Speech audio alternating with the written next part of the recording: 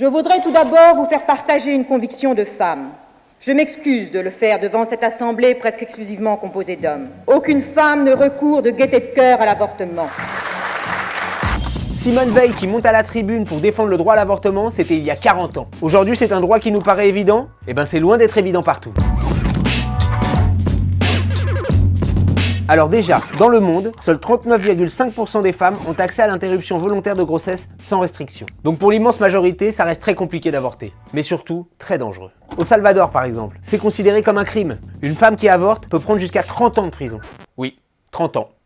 En Afrique maintenant, seuls 3 pays autorisent l'IVG. Du coup, la plupart des avortements sont pratiqués dans la clandestinité. Et sur 100 000 interventions, 460 se finissent par le décès de la mère. Ça fait pas beaucoup? Eh bien sachez qu'aux États-Unis, pour le même nombre d'avortements, il n'y a que 0,6 décès en moyenne. Et c'est pas fini. En Inde, la justice préfère prendre le risque de laisser mourir une petite fille plutôt que de dépasser les délais légaux. Cet été, la Cour suprême a obligé une fillette de 10 ans, violée par son oncle, à mener sa grossesse à terme. En fait, quand elle s'est rendue compte qu'elle était enceinte, elle avait déjà dépassé le délai légal. Selon les médecins, accoucher pourrait la tuer. Mais en Inde, la loi, c'est la loi. Et puis, beaucoup plus près de nous, c'est-à-dire dans l'Union Européenne, il y a Malte. Là-bas, c'est pas compliqué, c'est totalement interdit. Même en cas de viol ou de danger de mort dû à la grossesse. Il n'y a vraiment aucune exception. Le simple fait de conseiller ou d'aider une femme qui veut avorter est passible de sanctions. Et même dans les autres pays européens, le droit à l'avortement est parfois menacé. En Italie, l'avortement est légal depuis 1978. Sauf que la loi autorise les médecins à refuser de pratiquer cet acte pour des raisons religieuses ou personnelles. Eh bien, 70% des gynécos italiens utilisent cette clause. Résultat, on compterait 50 000 avortements illégaux par an. Et puis il y a aussi l'Espagne et la Pologne.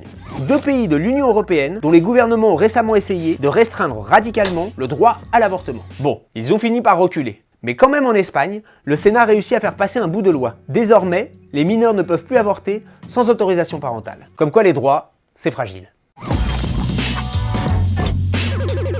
Vous pensez qu'en France on est à l'abri d'un tel recul? Un conseil, restez vigilants. Car ces dernières années, les anti-avortements ont retrouvé la foi.